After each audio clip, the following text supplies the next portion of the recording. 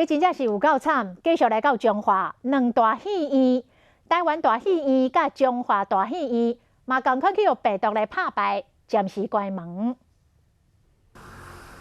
铁门拖来打出公告，中华两大戏院、台湾大戏院甲中华大戏院宣布讲暂停营业。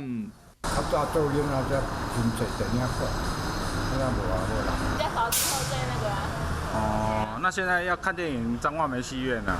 对啊，我知道啊。民众咧感叹讲，较早要看电影，中华市内有6、7间通景，要不过经济无好，加上疫情，一间一间关起来。未来中华人想要看电影，就要去园林。最近比较少，比较少。对，疫情影响。对。啊，咱即摆现有都戏院对无吼，人是较少啊。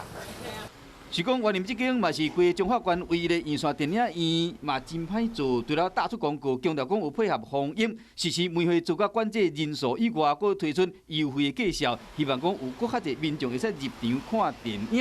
要若无，若是连这间都倒，未来中华人要看电影，只好去台中啊。